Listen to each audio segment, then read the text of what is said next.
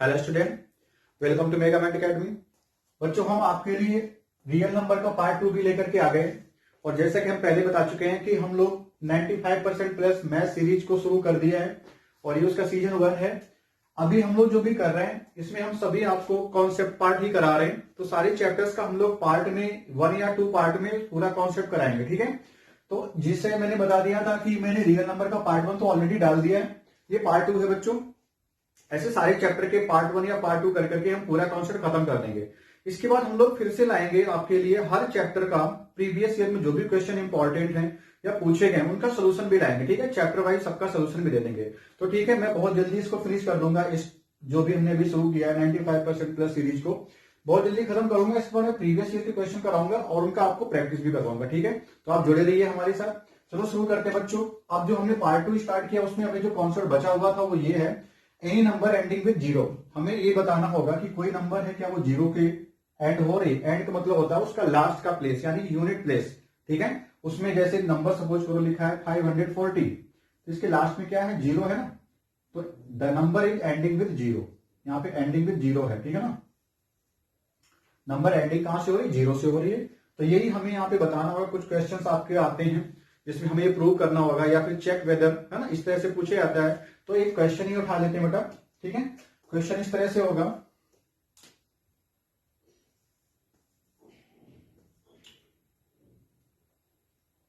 Question में पूछा जाएगा प्रूव दैट, हमने प्रूव दैट ही ले लिया, या check whether prove that 6 to the power n never ends with 0, never ends with 0, ठीक है। कि जो 6 है उसकी पावर हमने n लगा दिया है, वो कभी भी 0 से एंड नहीं होती है। Where n is a natural number, where n is a natural number, ठीक है। किस तरह से एक कॉन्सेप्ट है ये, where n is a natural number. Question फिर से मैं रीड कर रहा हूं, prove that 6 to the power n never ends with 0 where n is a natural number. तो इस तरह का क्वेश्चन इस बार के लिए इंपॉर्टेंट बनता है क्योंकि काफी चीजें हट चुकी हैं, तो कुछ तो चीजें होंगी जो इंपॉर्टेंट है, जो बची हैं उनका इंपॉर्टेंट बढ़ जाता है। तो चलो देखते हैं फिर इसका सोल्यूशन करते बेटा। तो पहले मैं कॉन्सेप्ट बताना चाहता हूं, यहां पे देखिए थोड़ा, फिर मैं डायरेक्ट वो चीज बताऊंगा जो हमें क्वेश्चन में लिखनी होगी, ठीक है। तो मैंने कहा अगर कोई नंबर है, सपोज करो लिखा है 20 ही मान लो, 30 कर लो, तो इसको हम 30 को लिखना चाहेंगे 3 into 10। अगर किसी नंबर के लास्ट में 0 है, इसका मतलब 10 उसका मल्टीपल होगा, उसके फैक्टर करोगे तो उसके फैक्टर में 10 आएगा, तभी तो लास्ट में 0 आएगा। और अगर उसके लास्ट में 10 आ रहा है, इसका मतलब ये हुआ कि 3 into 10 को भी आप लिख सकते हो 2 into 5। तो सारा जो 0 आता है ना उसकी कहानी इसी पर टिकी है। लास्ट में क्या लिखा है, 2 into 5 लिखा है। इसका मतलब ये हुआ अगर कोई नंबर जिसकी एंडिंग 0 से हो रही, जैसे यहां 30 हमने लिया है, तो अगर 30 की एंडिंग 0 से होती है, इसका मतलब नंबर में जरूर 2 या 5 एज ए फैक्टर मौजूद होगा। 2 and 5 बोथ, ध्यान रखना, यानी 2 and 5 both will be the factor of the number if the number is ending with 0। ये इसका कॉन्सेप्ट है। अब अगर इनमें से कोई एक एब्सेंट हो गया, मान लो 2 ना होता तो 5 into 3 15 होता, 15 एंडिंग नहीं होती ना। अगर 5 ना होता तो 3 2 6 होता, 6 की भी एंडिंग 0 से नहीं हो रही। तो इस तरह से हमें बताना है कि अगर किसी नंबर में 2 और 5 दोनों देखने को मिल जाएं एज ए फैक्टर, तो मैं कह दूंगा कि वो जो नंबर है एंडिंग में 0 होगी, अदरवाइज नहीं होगी। दोनों का कंपलसरी है बेटा वहां पे होना। अगर एक एब्सेंट है तो फिर वो नंबर 0 से एंड नहीं होगा। इस तरह से बहुत सारे क्वेश्चन बन सकते हैं। तो मैंने जो क्वेश्चन लिया वो 6 to the power n है, जहां पे n कोई नेचुरल नंबर है। तो चलो हमने कहा लेट n जो है वो 6 to the power n है, but we know that since जो 6 है बेटा वो क्या होगा, 2 into 3 तो होगा। जो 6 होता है वो 2 into 3 है, और जबकि 6 to the power n जब करोगे सो n क्या मिलेगा, 6 है उसको लिख दो 2 into 3 और पावर कितनी लगा दो बाहर n। और आप जानते हैं एक्सपोनेंट रूल के अकॉर्डिंग ये n पावर 2 की भी है और 3 की भी है, 2 की भी है और 3 की भी है। अब हम यहां पे देख रहे हैं कि 2 और 3 की ही तो अकरेंस है, बार बार अगर कोई नंबर आएगा तो 2 आएगा या 3 आएगा। और हमें अगर किसी नंबर की एंडिंग 0 से करनी है तो 2 and 5 both are necessary as a factor, 2 और 5 दोनों का एज ए फैक्टर्स होना जरूरी है। तो यहाँ पे बेटा किसी की एब्सेंस हो गई क्या एज ए फैक्टर, तो हम देख रहे हैं 5 यहाँ पे नहीं है, so we will write here since here 5 is absent, 5 is absent as a factor, ठीक है, since here 5 is absent as a factor of n मतलब 6 to the power n, of 6 to the power n, so 6 to the power n never ends with 0। बस हमें इतनी सी बात लिख के खत्म कर देना है। सो 6 to the power n never ends with 0, और यहीं से हमारा आंसर हो जाता है कि 6 to the power n with 0 नहीं है। क्यों? क्योंकि 6 के फैक्टर में 2 into 3 आता है। जब 6 की पावर n करोगे तो 2 की पावर n या 3 की पावर n ही मिलेगा। हो सकता है 2 4 बार हो तो 3 भी 4 टाइम्स ही आएगा, बट 5 नहीं है। तो 5 अगर नहीं है, since the 5 is absent as a factor of 6 to the power n, so 6 to the power n never ends with 0। इस तरह से बहुत सारे क्वेश्चंस आ सकते हैं, ठीक है। तो चलो देखते हैं, एक अगला कॉन्सेप्ट आगे बढ़ाते हैं। आपसे कह सकता है कि 12 की power n never ends with 0, ऐसे भी क्वेश्चन हो सकता है, नेवर एंड्स विद 0, ये भी तो पूछा जा सकता है। अगला क्वेश्चन मान लो ये फर्स्ट है, इसको मैं सेकंड बोल दे रहा हूं। तो अगर 12 टू दी पावर n है तो आप क्या करो, इसको n बोल दो या फिर डायरेक्ट आप सोल्यूशन लिख दो, जरूरी नहीं है सपोज करना।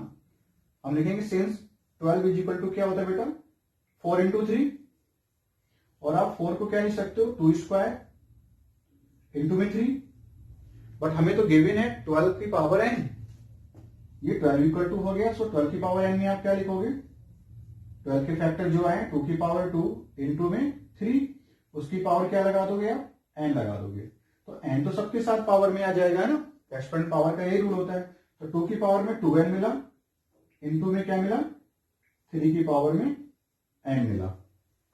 अब अगर हम यहां पर भी यही बात कह रहे हैं कि जो 12 है उसमें हमें 2 दिख रहा है और 3 दिख रहा है, बट वहां पे हमें अगर 0 चाहिए लास्ट में एंडिंग विद 0, यानी यूनिट प्लेस पे 0 है, जैसे कि 30 के केस में लास्ट में 0 आ रहा है, तो उसमें हमने क्या बताया था 2 और 5 दोनों एज ए फैक्टर होने चाहिए उस नंबर के, तभी वो नंबर 0 से एंड होती है। तो यहां भी आप बताओ कि 12 में क्या आपको 2 और 5 दोनों दिख रहे हैं, तो आप कहोगे सिर्फ 2 एज ए फैक्टर दिख रहा है, यहां भी 5 की एब्सेंस है, ठीक है। So we will write here since 5 is absent as a factor, as a factor, prime factor लिखना चाहो लिख दो, नहीं तो फैक्टर ही चलो लिख देते हैं, as a factor of 12 to the power n, so 12 to the power n never ends with 0, never ends with 0, ठीक है। कभी भी 0 से एंड नहीं होगा, मतलब 12 के आंसर में कभी भी लास्ट में 0 नहीं आने वाला है। तो इस तरह से हमने एक पैटर्न देखा। इस पर एक और क्वेश्चन आपको दिखाती हूँ, हो सकता है वो 12 टू दी पावर n इस तरह से ना कहे, ठीक है, वो 5 में भी लिख सकता है। अगला क्वेश्चन भी बच्चों इस तरह से लिखते हैं, यहाँ पे कर देते हो 5 की पावर n या 25 की पावर n कह दो, चलो कुछ भी आप नंबर उठा लो कि 25 to the power n never ends with 0, ठीक है। तो हमारा यहाँ पे 25 पे लिखा जाएगा, देखो कितना माइनर चेंज होगा वो आप देख लो। 25 टू द पावर n तो आप ऐसे लिखोगे, फिर आप कहोगे 25 जो होता है वो कैसा होता है 5 इंटू 5 होता है, यानी 5 का स्क्वायर होता है। तो आप इस तरह से फिर लिख रहे होगे 5 का स्क्वायर और बाहर कितना पावर n लिख दोगे, फिर आप यहाँ पे 5 की पावर में आप क्या बना दोगे n, इसके साथ मल्टीप्लाई, तो 5 की पावर में 2n हो गया। तो 5 की पावर 2n में केवल हमें 5 ही दिख रहा है, किसकी एब्सेंस है यहाँ पे।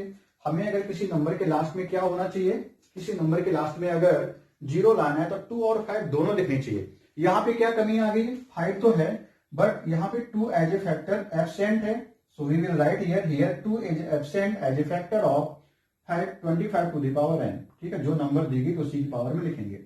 सो 25 to the power n never ends with 0, never ends with 0। I think अब आपको ये बात समझ में आ रही होगी, ठीक है।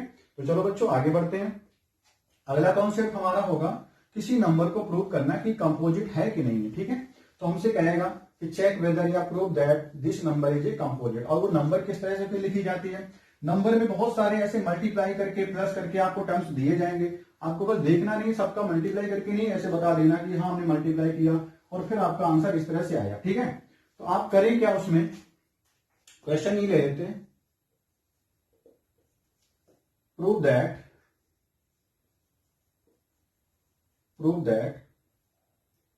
7 इंटू 8 इंटू 9 इंटू 10 इंटू 11, इस तरह से मैंने नंबर लिखी और प्लस यहां पे कह दिया 7 इंटू 5 इंटू 3, इस तरह से मैंने ये लिखा।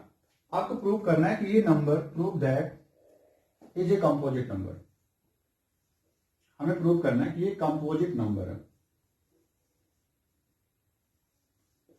और बेटा कंपोजिट नंबर वो होती है जिसके फैक्टर्स हों, है ना, 1 और नंबर इटसेल्फ के अलावा कोई तीसरा फैक्टर मिल जाए तो वो नंबर कंपोजिट होती है। ठीक है, चलो देखते हैं। हमने कहा let this number is equal to n, तो मैंने इसे n के इक्वल टू मान लिया। क्या लिखा, 7 into 8 into 9 into 10 into 11 plus को मैं थोड़ा दूर बना रहा हूं ताकि आपको दो पार्ट अलग अलग नजर दिखाई दे, है ना। उसमें नहीं ऐसे है, उसमें कोई पास में लगे होंगे तो आपको ढूंढना कहां पे, जहां पे प्लस होगा वहीं से आपको नंबर का पार्ट कर देना है, जहां पे प्लस का साइन वहीं से नंबर को अलग अलग कर देना, फिर आपको दिखाई दे जाएगा कि हमें क्या चीज दोनों में दिख रही है। एटलीस्ट कम से कम एक नंबर तो होगी जो दोनों में होगी, अगर एक नहीं है तो फिर हमें ढूंढना होगा ऐसा कौन सा है जो दोनों में एज ए कॉमन फैक्टर लिया जा सके। तो मैं यहाँ पे देख रहा हूँ 7 हमारा यहां पर भी है और 7 यहां पर भी है, तो इन दोनों, ये दो टर्म हो गए बेटा, दो टर्म से मैं क्या करूं, 7 को एज ए कॉमन निकाल रहा हूं। तो यहां पे कितना बचा, 8 बचा, 9 बचा, 10 बचा और 11 बचा। प्लस मैं जानबूझ के दूर लगा रहा हूं तो आपको दो पार्ट दिखाई दें। यहां से भी 7 निकाल, तुम चाहो तो 3 भी निकाल सकते हो, 5 भी निकाल सकते हो, सारा निकाल सकते थे। ठीक है, तो मैंने बाकी पार्ट ऐसे ही रखा। मैंने दिखाना चाहता हूं कि इसका एक और फैक्टर हमें मिल गया। ठीक है, तो जो भी नंबर आई वो ये है। बाकी नंबर को आप कुछ मान लो, सपोज कर लो कि इसकी कैलकुलेशन बेटा कुछ ना कुछ तो आएगी, कोई बहुत बड़ी नंबर होगी, बनी रहने तो हमें उससे करना क्या है। हमने कहा ठीक है इसकी कैलकुलेशन m आ रही है, तो मैंने कह दिया जो n आपने नंबर दी थी हमें, ये पूरी नंबर वो किस फॉर्म में है, 7m फॉर्म में है। जो n नंबर है वो 7m फॉर्म में है, और मैं आपको बता चुका हूं कि अगर कोई नंबर 7m फॉर्म में है इसका मतलब ये नंबर 7 का मल्टीपल है या 7n का एक फैक्टर है। मेरी बात फिर से समझो कि नंबर जो n है ये n 7 से डिविजिबल है, यानी कि n 7 का मल्टीपल है। जब भी 7m फॉर्म होता है तो ये नंबर 7 का मल्टीपल है। ठीक है, या 7 फिर क्या है, इस नंबर का एक फैक्टर है। तो बच्चों हमने बता दिया कि इस नंबर का ये खुद ही एक फैक्टर होगी और 1 सबका फैक्टर होगा, तो दो चीजें होगी। और हमें तीसरे फैक्टर को ढूंढना था, तो हमने कौन सा फैक्टर ढूंढ लिया, 7 ढूंढ लिया। तो we will say here the number, the given number, है ना, the given number is divisible by 7, या फिर ऐसे लिख लो, या 7 is the factor of given number, यहां से लिख लो 7 is the factor, 7 is the factor of given number. ठीक है, 7 क्या है, एक फैक्टर है ऑफ द गिवन नंबर। 7 इस नंबर का एक फैक्टर हो गया, अगर 7 इसका फैक्टर है इसका मतलब नंबर 7 से डिविजिबल है। So n is divisible by 7,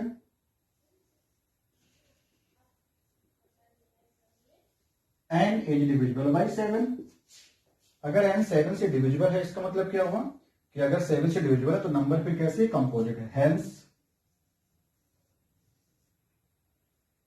n is a composite number,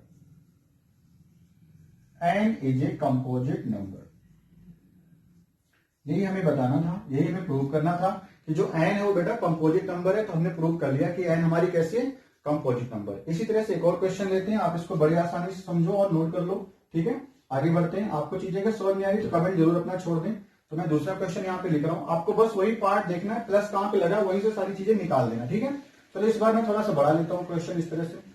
मैंने कहा 7 इंटू 6 इंटू 5 इंटू 10, इस तरह से लिखा, प्लस लिखा 8 इंटू 4 इंटू 2 इंटू 9, फिर एक और प्लस लगा दिया। मैंने कहा 7, यहाँ पे कुछ और नंबर लिख लो, चलो 4 इंटू 5 इंटू 3 कर लेते हैं। प्रूव करना है कि ये भी एक कंपोजिट नंबर है। तो हमें इस बार ऐसे सोचना है कि 3 टर्म्स दिए गए, प्लस यहां भी लगा, यहां भी लगा, तो 1 टर्म, 2 टर्म, 3 टर्म, इन तीनों टर्म में हमें कोई एक ही कॉमन फैक्टर सबसे उठा लेना है। अगर डायरेक्ट नहीं मिल रहा है तो कोई छोटा सा ऐसा देखो जो किसी के फैक्टर सबसे कॉमन निकल के आ जाए। तो बस यही आपको करना है। तो 3 टर्म कौन कौन से हैं वो हम इनको पार्ट कर लेते हैं। एक टर्म ये हो गया, एक टर्म बेटा ये हो गया, एक टर्म ऐसे ये मान लो, ठीक है। तो हम यहीं पे सोल्यूशन लिख रहे हैं और इसी को n मान लेते हैं, ठीक है। मैंने कहा this is n equal to, तो अगर हम सही से देखें तो 5 इसमें है, यहां पे नहीं है, तो 5 तो कॉमन यहां मिल रहा था, यहां मिल रहा नहीं मिला। अगर मैं कहूं 2 यहां पर भी होगा, क्योंकि 2 into 3 होगा, तो 2 यहां भी होगा, यहां भी है 2 और 2 यहां भी है, या 4 लेना चाहो 4 ले लो, तो मैं केवल 2 को ही निकालना चाहता हूं, ठीक है। आप मेरी बात समझ गए होंगे। या 3 देखो तो ये 3 है, 9 3 into 3 होता तो एक 3 यहां से मिलेगा, एक 3 यहां से मिल गया और एक 3 यहां से मिल जाएगा, तो या तो 2 या फिर 3 कॉमन ले लो। कम से कम एक नंबर आप बस निकालना सीख जाओ। तो मैंने क्या कहा, इसको मैं लिख रहा हूं 2, ब्रैकेट लगाया, यहां पे लिखा 7, 6 को मैंने लिखा 2 into 3। सोचना जरा, आप चाहो तो अगली स्टेप में ऐसे कर लो, ठीक है। अगर ऐसे नहीं करना तो आप इधर क्या करो, 6 के लिए ब्रैकेट बनाओ ताकि एग्जामिनर को भी दिखाई दे कि उसने 6 को क्या लिखा है, 2 into 3 लिखा था, ठीक है। और इंटू में 5 लिखा है, इंटू में 10 जैसा था। बाकी टर्म सारे ऐसे लिख लो, बाकी सबको ऐसे कॉपी किया। अब मुझे कॉमन क्या निकालना, मन के अंदर मुझे आ गया कि हम 2 निकालना चाहते हैं, चलो 2 निकालने की कोशिश करेंगे। तो बस 2 पे ही केवल काम करना। तो 8 into 4 इंटू में 2 ऐसे लिख दिया, इंटू में 9 लिख दिया, प्लस 4 को भी मैंने लिखा 2 into 2 और इंटू में 5 इंटू में 3। अब मुझे 2 यहां से, 2 यहां से और 2 यहां से साफ साफ दिख रहा है, मैं कॉमन ले लेता हूं। तो मैंने जैसे 2 कॉमन लिया तो मेरे पास इधर क्या बच गया, 7 into 3 बच गया, इंटू में 5 बच गया, इंटू में 10 बच गया, प्लस 8 यहां से 4, 2 तो निकल गया तो 9 बचा, प्लस 2 एक ये वाला बचा और 5 into 3 बच गया, ठीक है। इतना हमने निकाल लिया है। इतना निकालने के बाद ये जो भी आएगा, एक पूरी कोई बड़ी सी कैलकुलेशन हो सकती है, आप चाहो तो कर लो या ना करो। तो सबको क्या मान लो, कोई भी एक वेरिएबल का नाम दे दो, एन दे दो, एम दे दो। तो पिछली बार हमने एम लिखा तो उसे फिर से हम एम ही मान लेते हैं। तो जो भी आपने निकाला एन, ठीक है, वो 2m फॉर्म है। और 2m फॉर्म आप जानते हो इवन नंबर होती है, जो भी नंबर होती है वो इवन अगर है तो 2m फॉर्म होती है। ये आपने पहले पढ़ रखा होगा जब आपने पूरा रिवाइज सिलेबस देखा होगा कि 100% जब सिलेबस था। अब चूंकि हट गया तो वो चीजें मैं बात नहीं करना चाहता हूं। तो आपको पता चल गया कि n जो है वो 2m फॉर्म है, और 2m फॉर्म कहता है कि n जो है वो 2 से डिविजिबल है, क्योंकि 2 क्या है, n का फैक्टर है, और n कौन है, 2 का मल्टीपल है। ये सारी बातें आप देख चुके हो, जान चुके होगे, ठीक है। तो मैं यहां से बस इतना कहना चाहूंगा, since 2 is a factor of n, 2 is a factor of n means n is divisible by 2। इसका मतलब ये होता है कि n जो है वो डिविजिबल बाई 2 हो गया। n 2 से डिविजिबल होगा अगर नंबर 2 से कट रही, इसका मतलब कंपोजिट नंबर है। So n is a composite number, composite number. N जो हो गया वो कंपोजिट नंबर हो गया। अब लास्ट में बस इतना ध्यान रखना कि आंसर जब लिखो तो पूरा इसको जरूर लिखना। उसने कहा ना प्रूव दैट, ये एन मत करना वहां पे, यहाँ पे पूरे नंबर ही लिख देना सीधे पूरा। N is a composite number means आप पूरा लिखना इसको, जो भी उसने लिखा है नंबर मल्टीप्लाई बहुत से छोड़ना नहीं। सो 7 आप लिखना, सो 7 6 into 5 into 10 plus 8 into 4 into 2 into 9 plus 4 into 5 into 3, space देके थोड़ा सा ताकि उसे पढ़ने में अच्छा लगे। Is a composite number, is a composite number. और ये हमने प्रूव कर दिया, ठीक है। तो हमने कंपोजिट नंबर प्रूव करना आपको सिखा दिया, हम उम्मीद करते हैं। तो आप मुझे कमेंट जरूर बच्चों छोड़ देना, ठीक है। तो हमने 2 कॉन्सेप्ट करा दिए, 6 to the power n never ends with 0 and एक कंपोजिट नंबर कैसे प्रूव करना है ये आपने प्रूव कर लिया।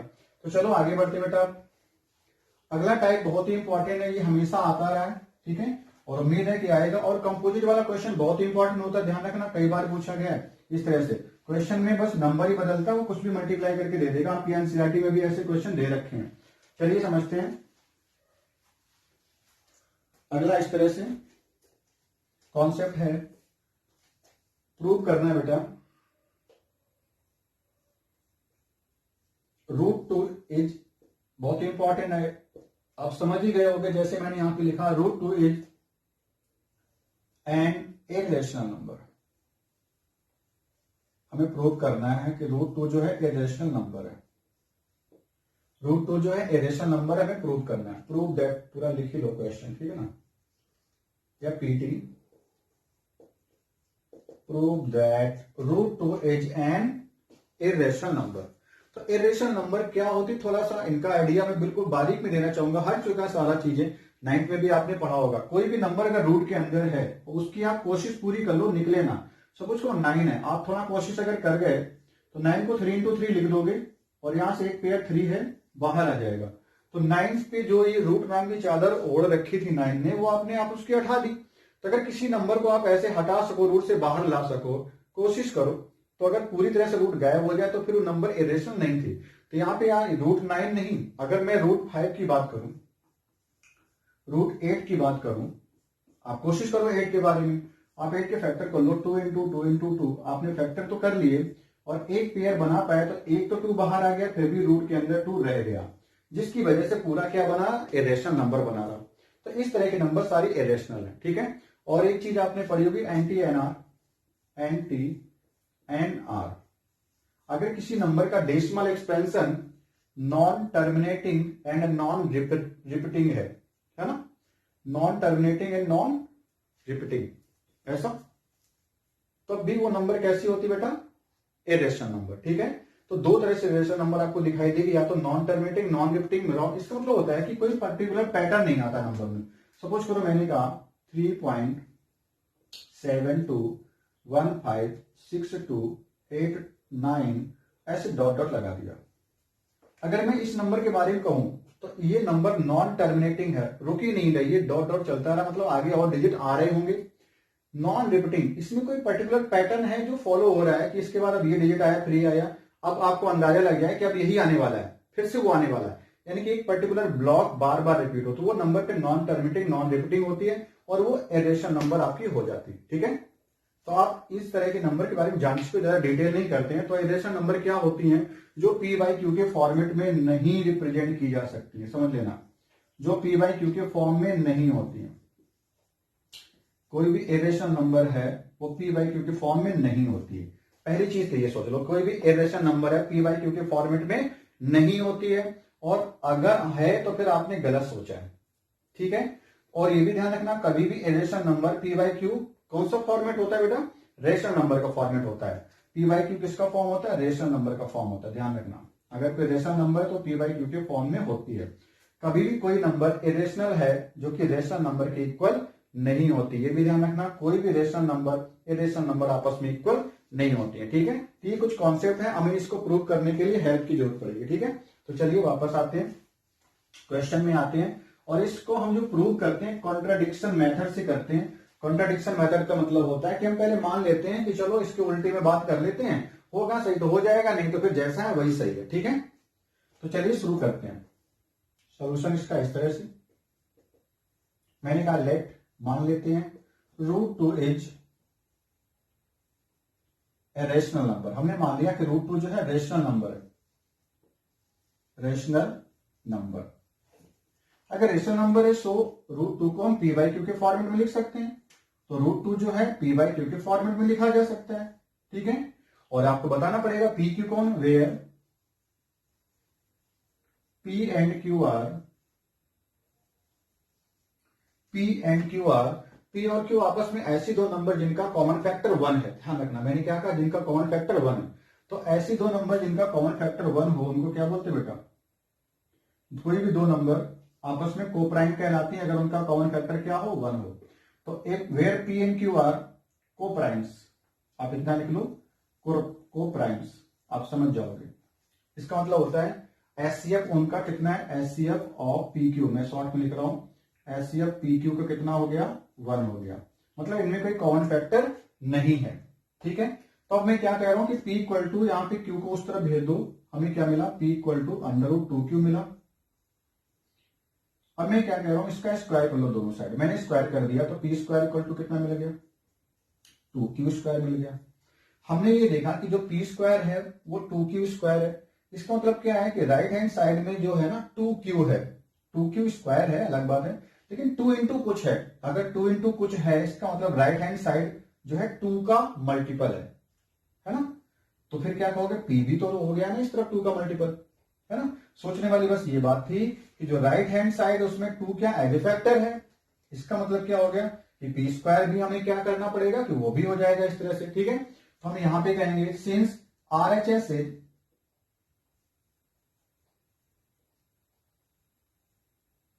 ए multiple of 2।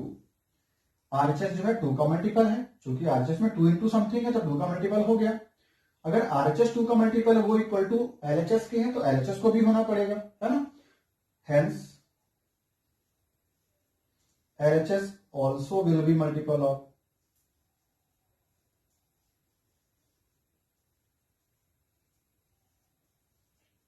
Multiple of 2। LHS भी फिर 2 का मल्टीपल होगा, क्योंकि इक्वल चीजें तभी होती जब सेम नेचर में हो, ठीक है। तो LHS अगर हो गया 2 का मल्टीपल, इसका मतलब क्या हो गया कि पी स्क्वायर 2 का मल्टीपल है। इसका मतलब पी स्क्वायर 2 से डिविजिबल हो गया। सो 2 डिवाइड्स, 2 जो हो गया डिवाइड्स पी स्क्वायर। और हमें पता चल गया कि 2 तो प्राइम नंबर है। अगर कोई प्राइम नंबर किसी के स्क्वायर को डिवाइड करती हो तो वो नंबर उसको डिवाइड जरूर करेगी। मैंने क्या बोला कि अगर मान लो 5 है, किसी स्क्वायर को आप लिखना चाहोगे, मैंने कहा 35 का स्क्वायर, इस तरह से मैंने लिखा, क्या 5 35 के स्क्वायर को डिवाइड करेगी, क्योंकि 35 को ही डिवाइड कर रही ना। 5 35 के स्क्वायर को डिवाइड जरूर करेगी। इसका मतलब क्या है, अगर ये प्राइम नंबर है तो 5 ऑल्सो विल डिवाइड टू 35। ये इसका रूल है, ये एक आपको और थ्योरम जाननी है, ठीक है।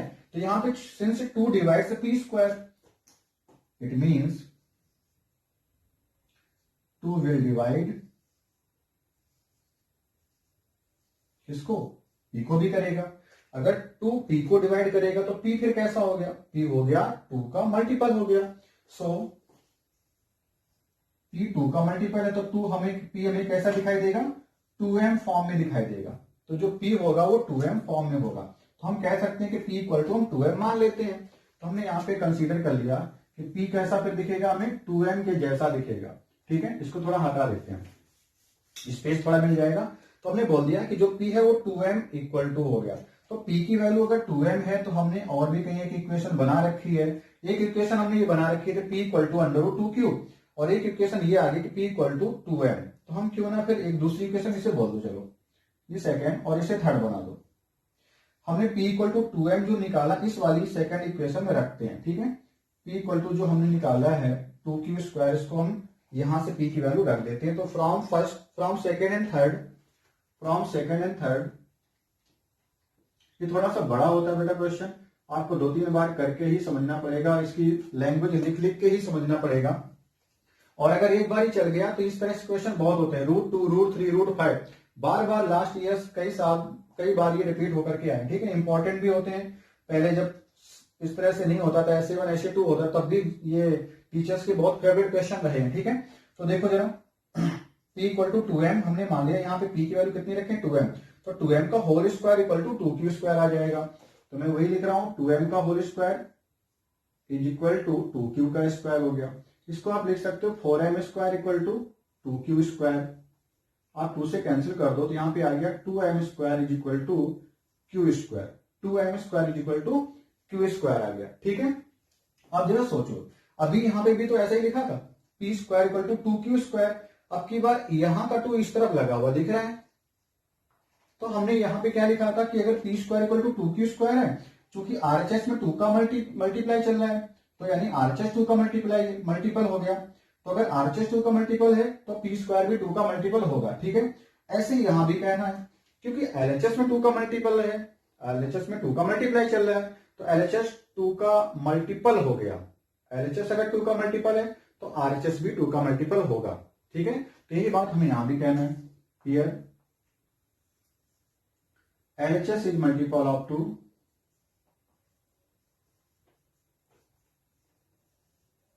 so RHS also will be a multiple of 2, तो RHS भी 2 का मल्टीपल होगा। Since LHS is multiple of 2, so RHS also will be multiple of 2. अगर RHS multiple of 2 हो गया, it means 2 फिर क्या करेगा, डिवाइड करेगा। किसको डिवाइड करेगा, 2 डिवाइड्स क्यू स्क्वायर को। RHS मल्टीपल हो गया ना, अगर कोई मल्टीपल है किसी का तो वो से डिविजिबल होता है, तो RHS मतलब क्यू स्क्वायर मल्टीपल हो गया 2 का, तो क्यू स्क्वायर 2 से डिवाइड होगा, तो इसका मतलब 2 जो है क्यू स्क्वायर को डिवाइड करेगा। तो फिर से वही बात एक बार फिर से सामने आ रही है कि 2 अगर डिवाइड कर रहा था पी स्क्वायर को, जैसे मैंने बताया था कि 5 डिवाइड करता है 35 के स्क्वायर को, इसका मतलब 5 जरूर डिवाइड कर रहा होगा किसको, 35 को। तो यहाँ पे 2 अगर डिवाइड कर रहा है क्यू स्क्वायर को, और 2 कैसा एक प्राइम नंबर है, तो हम ये कहेंगे कि 2 भी डिवाइड कर रहा होगा किसको, सो 2 डिवाइड्स क्यू, कि 2 जो है वो क्यू को डिवाइड कर रहा होगा। ठीक है, अब हमने एक बात यहां भी बोली थी कि 2 will divide P and 2 will divide Q. एक चीज यहां से समझ में आ रहा है कि 2 यहां पे पी का भी फैक्टर बन गया था, क्योंकि 2 जो है पी को डिवाइड कर रहा था, यहां पे 2 क्यू को भी डिवाइड कर रहा है, तो 2 का फैक्टर एक क्यू भी आ गया here. So here 2 is a factor of both P and Q। ये तो बहुत गलत बात हो गई, हमने यहां पे क्या प्रूव कर दिया कि जो 2 है वो P और Q दोनों का फैक्टर हो गया। बात तो फिर उल्टी हो गई, हमने अभी क्या लेकर के चले थे कि जो PQ हैं वो आपस में ऐसी नंबर जिनका एचसीएफ 1 है, इनका आपस में कोई ऐसी नंबर अगर 1 एचसीएफ रखते हैं, यानी इनको काट के छोटा नहीं कर सकते आप, इनमें से अब कुछ कटने लायक नहीं है। देखो नंबर अगर एचसीएफ होता तो इस फॉर्म में आपको दिखेगा 3/5। अब 3/5 आपस में कट नहीं रही है, लेकिन आपने जब मान लिया कि कट नहीं रही है तो उनका एचसीएफ 1 मान लिया था, तो 3 और 5 आपस में को प्राइम्स होंगे क्योंकि उनका एचसीएफ 1 है।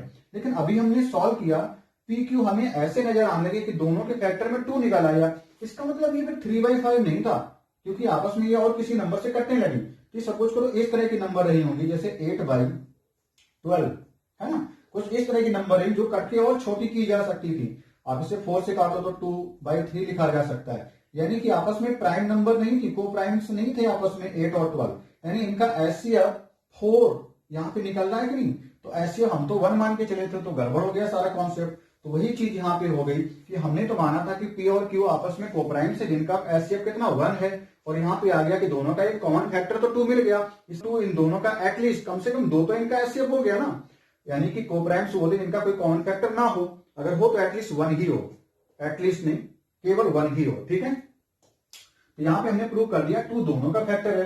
तो लिखेंगे जो हमारे एजम्पशन को कंट्राडिक्ट कर रहा है, विच कंट्राडिक्ट्स मतलब होता है विरोध कर रहा है। ठीक है, विच कंट्राडिक्ट्स आवर एजम्पशन कि हमने जो मान लिया था, जो हमने अवधारणा रखी थी, उसका ये विरोध कर रहा है। ठीक है, अगर विरोध कर रहा है इसका मतलब हमने जो माना है फिर वो गलत है, means our assumption is wrong. It means our assumption, जो हमने सोच लिया था कि √2 ऐसा होगा, वो फिर हमारी गलत बात है, हमने गलत मान रखा है। Our assumption is wrong, our assumption is wrong. तो फिर रॉन्ग अगर है तो फिर सही क्या है, तो उसको जो माना है वो गलत है, तो उसके उल्टे में फिर बात करो। मतलब हमने कहा कि नहीं ये चोर है, तो हमने कहा नहीं अब तो ये गलत हमने सोचा था, तो फिर वो चोर नहीं था, सही था बंदा, है ना। तो यहाँ पे हमने जो माना है कि √2 कैसा है, एक रेशनल नंबर मान गए थे, रेशनल माना था तभी तो p/q में लिखा था उसको, रेशनल फॉर्म होता है p/q। इसका मतलब रेशनल माना वही हमने गलत मान लिया है, तो फिर रेशनल नहीं मानना चाहिए था। वो √2 फिर कैसा हो गया, सो √2 is an irrational number, √2 is an irrational number। इस तरह से हमने इसको प्रूव कर दिया कि √2 हमारा कैसा इरेशनल नंबर है। ठीक है, तो ऐसा ही आपको एक प्रूव करने का लॉन्ग में आपके लिए आएगा, तो आप इसके साथ जुड़े रहिए। ऐसे ही बच्चों अगला क्वेश्चन हम ले रहे हैं। आपको अगर ये क्वेश्चन थोड़ा समझ में आता है तो कमेंट जरूर कर दें। हम इसी पर बेस अगला क्वेश्चन सिमिलर ले रहे हैं और फिर आपको दिखाते हैं कहां पे माइनर सा चेंज होता है और सारी चीजें वही चलेंगी। ठीक है, तो आप इस वाले क्वेश्चन का रिवाइज करके 2 से 3 बार वीडियो जरूर देख लें, सारी बातें सुन लें ताकि आपको ये चीज याद हो जाए और ये लॉन्ग में आने के बिल्कुल चांसेस बन रखे हैं। ठीक है, हो सकता है जरूर इस बार आ जाए। अगला क्वेश्चन लेते बेटा।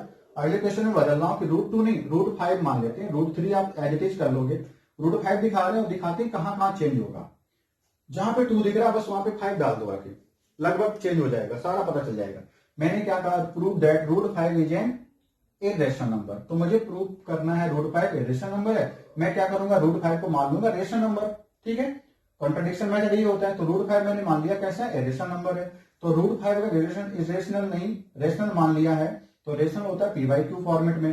तो √5 आपको p/q जैसा दिखेगा कि नहीं दिखेगा। तो अगर √5 आपका p/q जैसा है तो आप क्या करोगे, क्रॉस मल्टीप्लाई करोगे तो p = √5q आ जाएगा। इसके बाद आप स्क्वायर करोगे तो इसका रूट गायब हो जाएगा, यहाँ पे 5q² हो जाएगा। फिर आप कहोगे कि राइट हैंड साइड में 5 एक मल्टीपल चल रहा है, राइट हैंड साइड में 5 का मल्टीप्लाई चल रहा है, इसका मतलब राइट हैंड साइड जो है वो मल्टीपल ऑफ 5 हो जाएगा। अगर राइट हैंड साइड 5 का मल्टीपल है इसका मतलब फिर ये equal to left hand side के हैं, तो left hand side also will be a multiple of 5। दो चीज बराबर तभी होती है जब सेम नेचर में हो। तो राइट हैंड साइड अगर 5 का मल्टीपल है तो लेफ्ट हैंड साइड भी 5 का मल्टीपल होगा। अगर ये 5 का मल्टीपल है लेफ्ट हैंड साइड तो इसका मतलब ये 5 से कट रहा होगा, इसका मतलब तो 5 p² को डिवाइड करेगा तो we will write here 5 divides p²। अगर 5 p² को डिवाइड करता है तो 5 p को जरूर डिवाइड कर रहा होगा। ठीक है, 5 will divide 5 will divide p को। तो जो p हो गया 5 से अगर कट रहा है तो p क्या हो गया, 5 का मल्टीपल हो गया। p अगर 5 का मल्टीपल है तो p कैसा दिखेगा, 5m फॉर्म में दिखेगा। फिर तो जहां पे 2 आ रहा है तो वहां पे बेटा मैं 5 ही कर रहा हूं, तो p will be in the form of 5m। तो p = 5m चलेगा। अब अगर p = 5m यहाँ पे रख दोगे आके तो आपका यहाँ पे देखो क्या चेंज आने वाला है। तो 5m हमने रखा तो 5m का स्क्वायर, यहाँ पे आप 25 लिखोगे और यहाँ पे 5 चल रहा होगा, ध्यान रखना। और यहाँ पे कितना था, 5q², तो यहाँ भी 5 ही होगा। अब 5 से कैंसिल करोगे यहाँ पे 25 को तो 5 आएगा, आपका इधर क्या आने लगा, 5 आने लगा, यानी q² = 5m² हो गया। अब की बार हम देख रहे हैं 5 का मल्टीप्लाई लेफ्ट हैंड साइड चल रहा है, मतलब लेफ्ट हैंड साइड 5 का मल्टीपल हो गया। सो LHS इज मल्टीपल ऑफ 5। अगर LHS 5 का मल्टीपल है तो फिर हम ये कहेंगे कि RHS भी होना चाहिए 5 का मल्टीपल, सेम नेचर में होनी चाहिए, दोनों चीजें इक्वल अगर हैं। तो 5 क्या करेगा, q² को डिवाइड करेगा। 5 अगर q² को डिवाइड कर रहा है तो 5 फिर q को भी डिवाइड करेगा। 5 q को भी डिवाइड कर रहा है और 5 यहाँ पे किसको डिवाइड कर रहा था, p को भी डिवाइड कर रहा था। तो दोनों का मल्टीपल कौन हो गया, 5 हो गया। It means 5 is multiple of both p and q। 5 दोनों का मल्टीपल हो गया। ये तो फिर उल्टी बात हो गई कि ये क्या कॉन्ट्राडिक्शन हो गया ना, कि हमने तो माना था p और q आपस में कोप्राइम, इनका कोई मल्टीपल कोई कॉमन फैक्टर नहीं है 1 के अलावा, है ना। तो यहाँ पे हमारा विरोध कर रहा है हमारी एजम्पशन को। It means our assumption is wrong, so √5 is an irrational number. इस तरह से हमारा प्रूव हो गया। आई थिंक इस बार आपको और अच्छे समझ में आ गया होगा। और अगर आपको समझ में आ गया हो तो बहुत अच्छे से हमें कमेंट करके जरूर बताइए, ठीक है, कि हमें बिल्कुल समझ में आ रहा है, ताकि हम टाइम टू टाइम आपको अच्छी एनर्जी के साथ वीडियो लाते रहें। तो हमारा लास्ट में बेटा एक और कॉन्सेप्ट बच गया है, उसको थोड़ा करने की कोशिश करते हैं, जिसमें हम ये बताएंगे कि कोई नंबर कितने डेसिमल के बाद टर्मिनेट होती है, कि कोई नंबर कितने डेसिमल के बाद टर्मिनेट हो जाती है। ठीक है, चलिए देखते हैं। और अगर जो भी कुछ चीजें अभी नई होंगी उनको हम प्रीवियस ईयर के क्वेश्चन के साथ इंपॉर्टेंट क्वेश्चन के रूप में शामिल करेंगे। ठीक है, तो उसका मैं अगला पार्ट 3 जो लाऊंगा वो बाद में मैं लाऊंगा, पहले आप कॉन्सेप्ट पूरा जरूर कर लें। ठीक है, तो वो मैं लास्ट में फिर से एक साथ सारे वीडियोज लाऊंगा और एक ही वीडियो होगा हर चैप्टर का बस फिर से। तो वो 15 आपके वीडियो बाद में आने वाले। पहले मैं सभी लेसन का कॉन्सेप्ट खत्म करा दूं जितना भी 70% है, तो ये मैं बहुत जल्दी आपको कर दूंगा। 15 जैन से पहले खत्म ही करा दूंगा। ठीक है, इसके बाद जो भी आएगा फैब से पहले आपका रिवीजन भी कराने का मेरा वादा समझ लो कि मैं करने वाला हूं। ठीक है, तो आप बस जुड़े रहिए।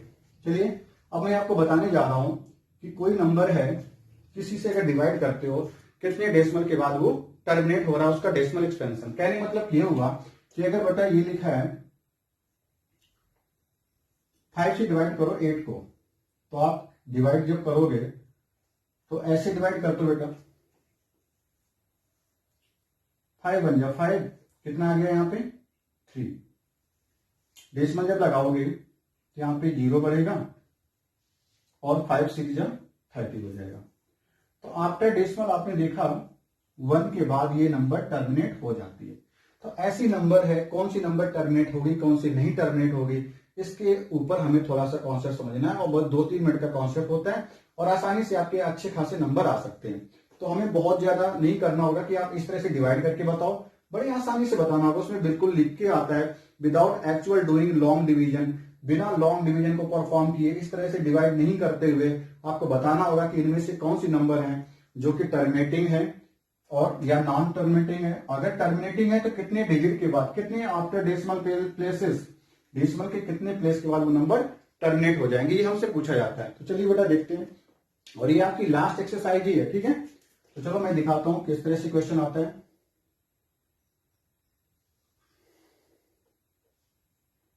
मान लो पहला क्वेश्चन इस तरह से लिखा हो 21 अपॉन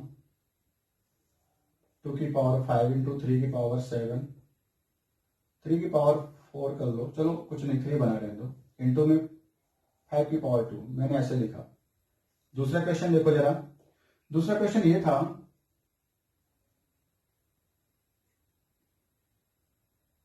1 अपॉन 2 की पावर 3, 3 की पावर 2, 5 की पावर 2, इस तरह से लिख दिया। तो बेटा अगर कोई नंबर टर्मिनेट होती है तो सबसे पहले टर्मिनेटिंग के लिए रूल देखो। अगर टर्मिनेट है कोई नंबर तो उसके डिनोमिनेटर में आओ, पहले तो उसके क्या करो, फैक्टर करो। तो जब डिनोमिनेटर फैक्टर करोगे तो 2 इंटू 3 इंटू कुछ इस तरह से चल रहा होगा। तो आप सारे 2 के फैक्टर एक साथ कर लो, 2 की पावर कुछ बन जाएगी, 3 की पावर कुछ बन जाएगी, 5 की पावर कुछ बन जाएगी, 7 की पावर, जो भी नंबर आ रही तो प्राइम फैक्टर में आप उसे तोड़ दोगे।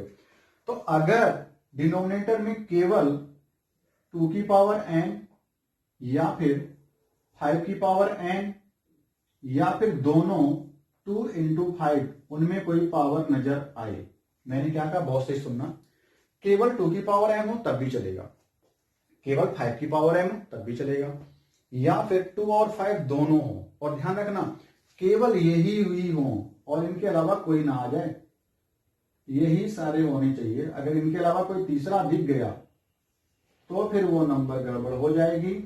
ये होता है टर्मिनेटिंग के लिए। अगर टर्मिनेट कराना है डेसिमल तो डिवाइड में डिनोमिनेटर में 2 की पावर 5 हो या 5 की पावर कुछ नंबर चल रहा हो, 2 की पावर में कोई नंबर हो, 5 की पावर में कोई नंबर हो, चलेगा। 2 और 5 दोनों हो जाए तब भी चलेगा, लेकिन इसके अलावा कोई तीसरा फैक्टर ना मिल जाए। तो अब जरा यहां पर आओ, 21 है, अगर हम देखें तो इसको क्या 3 इंटू 7 लिख सकते हो। आपने फैक्टर कर लिए, पहले तो फैक्टर कर लेते हैं। लिखा था 2 की पावर 5 इंटू में 3 इंटू में 5 स्क्वायर। जो चीज कट रही पहले से काट दो, फिर इसके बाद देखो काटने के बाद क्या बचा है, 7 अपॉन 2 की पावर 5 इंटू में 5 की पावर 2, ये हमारा इस तरह से बच गया। अब मैं कहूं कि डिनोमिनेटर में केवल देखना, ऊपर नहीं, डिनोमिनेटर में केवल देखना क्या 2 की पावर में कुछ है, 5 की पावर में भी कुछ है। अगर दोनों है तो ठीक है, अकेले अकेले ही आ जा रहे, मान लो अकेले ही होता 2 की पावर 5, कोई दिक्कत नहीं, 5 की पावर 2 कोई दिक्कत नहीं, दोनों है तब भी कोई दिक्कत नहीं। यही दोनों अगर है तो डेसिमल पक्का टर्मिनेटिंग होता है। तो इसका डेसिमल एक्सपेंशन कैसे आने वाला है, टर्मिनेटिंग डेसिमल आने वाला है। तो इस डेसिमल एक्सपेंशन इज टर्मिनेटिंग। और ये भी पूछ सकता है कि कितने प्लेस के बाद टर्मिनेट होता है, तो आपको बस ये देखना है 2 की पावर 5 की पावर में किसकी पावर बड़ी है और कितनी है। यहां पे पावर देखो 5 है, यहां पे पावर 2 है, 5 और 2 में बड़ा कौन, 5। तो 5 प्लेस के बाद डेसिमल टर्मिनेट हो जाएगा, तो लिख देंगे after 5 places, after 5 places terminates. ठीक है, मेरी बात समझ में शायद आना शुरू हो गई होगी, थोड़ी सी अभी कंफ्यूजन हो सकता है, ऐसी कोई बात नहीं है। तो आगे देखिए, इसमें जरा सोचो 2 की पावर भी है, 5 की पावर भी है, बट ये आपका है ना गलत है, ये नहीं होना चाहिए था। 3 दिख गया और 3 कहीं से गायब भी नहीं होता। सपोज करो ऊपर 9 लिखा होता ना, तो 3 स्क्वायर ये भी था तो मैं इसको काट देता, फिर केवल 2 और 5 बचता, लेकिन नहीं है, अब मजबूरी है। मान लो 7 होता, 27 होता तो कट जाता है ना। यहाँ पे मान लो 15 कुछ भी ऐसा होता जिससे गायब ना होता, 3 एटलीस्ट रुक जाता, तो यहाँ पे रुक ही रहा है तो 1 ही था। यहाँ पे क्या होगा, नॉन टर्मिनेटिंग फिर होगा, कैसा होगा बेटा, नॉन टर्मिनेट, तो मैं एंटी लिख रहा हूं। Anti, non terminating. हमने आपके सामने इस पर बेस कुछ क्वेश्चन ले रखे हैं, आपके बुक के ही मैंने नोट कर लिए।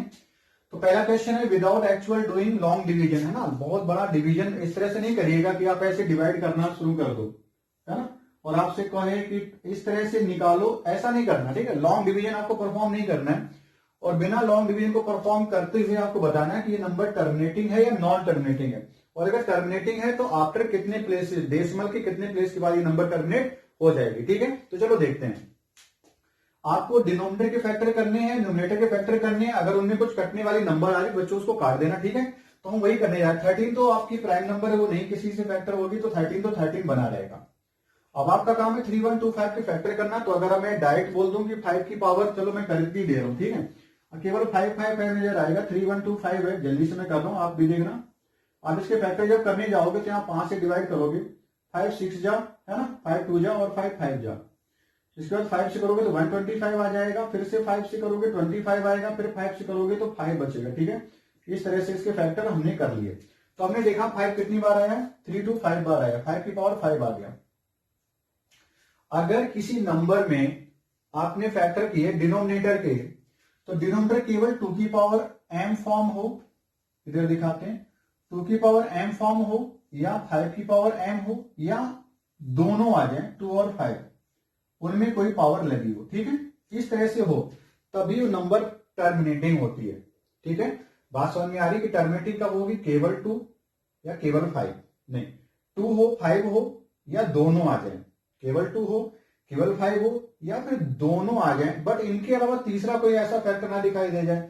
सपोज करो अगर 2 लिखा है, 3 भी लिखा है, 5 भी लिखा है, तो फिर वो नंबर नॉन टर्मिनेटिंग होगी। अगर डिनोमिनेटर में 3 भी दिख गया तो, ठीक है, बट वो 3 अगर कैंसिल हो जाए किसी तरह से तो फिर वो नंबर टर्मिनेटिंग हो जाएगी। देखते हैं कैसी, मैंने क्या बात कही। तो यहाँ पे केवल 5 की पावर ही है, और 5 की पावर है, नंबर फिर कैसी होगी बेटा, टर्मिनेटिंग हो गई। ये नंबर होगी टर्मिनेटिंग डेसिमल फॉर्म में। और टर्मिनेटिंग है तो कितने प्लेस के बाद टर्मिनेट होगी, जो पावर में बड़ी पावर हो। 5 की पावर कितनी लगी, 5 लगी है, ठीक है। 2 और 5 में जो बड़ी पावर होगी उससे उतने प्लेस के बाद नंबर टर्मिनेट होती है, लेकिन यहाँ 2 तो नहीं है, केवल 5 है, तो 5 की पावर 5 है, तो आफ्टर 5 प्लेस है। देखो हमने इसको बताया, ये 5 लिखा है मैंने, आप इस 5 को यहां नहीं लिख रहे हैं, इस पावर वाले 5 को यहां पे लिख रहे हैं। अगला क्वेश्चन देखते हैं। मैं 17 को अगर कहूं तो फैक्टर करो तो नहीं कर पाओगे, ऐसी बनी रहेगी, प्राइम नंबर है, बट 8 को ले सकते हो 2 की पावर में 3। अब आप कह दोगे कि केवल 2 है, तो बिल्कुल एक्सेप्टेड है, ये भी टर्मिनेटिंग डेसिमल हो गया। कितने प्लेस के बाद टर्मिनेट हो जाएगा, आफ्टर 3 प्लेसेस, जो पावर में है, आफ्टर 3 प्लेसेस टर्मिनेट हो जाएगा। अब शायद आपको बात थोड़ी समझ में आनी शुरू होगी। 455 के आप फैक्टर करोगे, चलो इसके भी दिखा देते हैं। फैक्टराइजेशन आपको आना ही चाहिए, नहीं आएगा तो फिर ये क्वेश्चन आसान वाले आपसे छूट जाएंगे, और बहुत ही इंपॉर्टेंट है ये क्वेश्चन, आपकी बात जरूर आएंगे। तो आप जब 5 से कैंसिल करोगे, 5 9 जा 45 और 5 1 जा 5, फिर आप कैंसिल करोगे 7 से, तो 13 बार में 13 7 जा होता है 91। अब 13 से करोगे तो 1 आएगा, तो 5 इंटू 7 इंटू 13 हो गए डिनोमिनेटर के फैक्टर।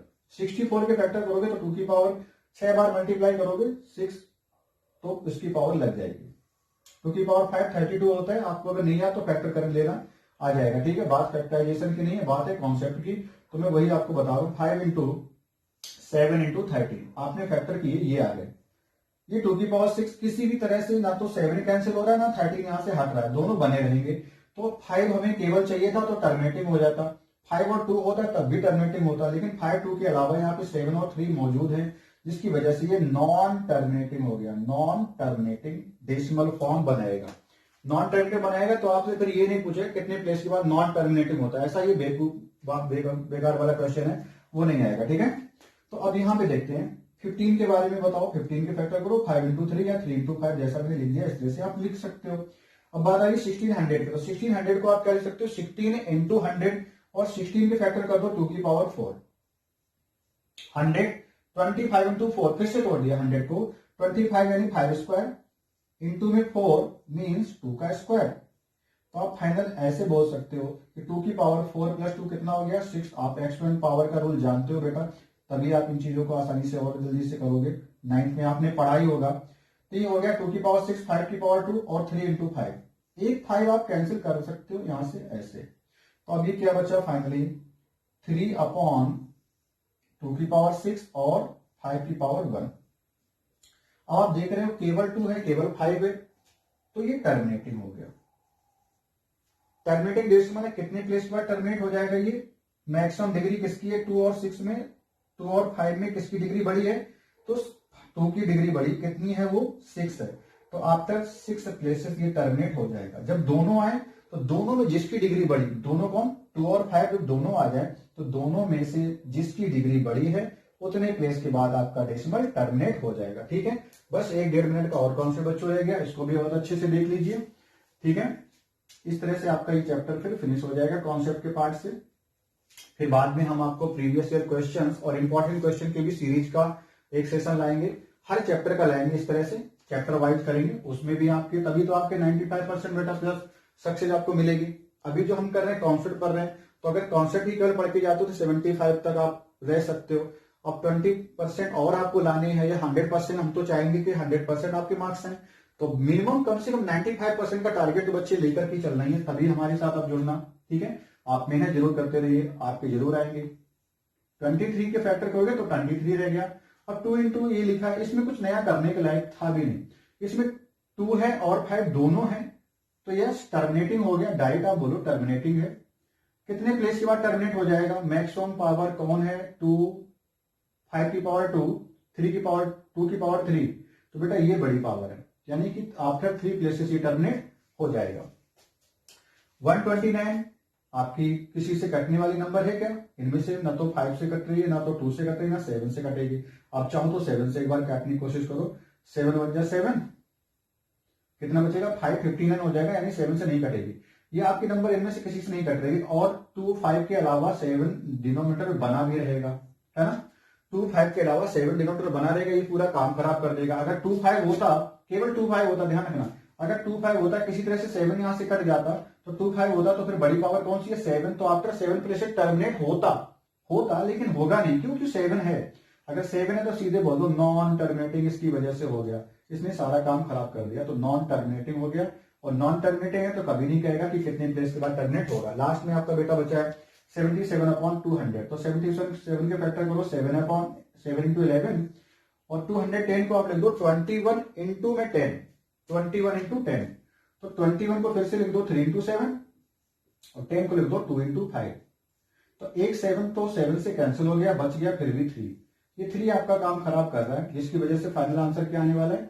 नॉन टर्मिनेटिंग डेसिमल बनने वाला है। ठीक है, तो यहां तक बच्चों हमने आपका साथ दिया इस चैप्टर में, जितना भी बन सका हमने आपको पूरा कॉन्सेप्ट यहाँ पे दिया है।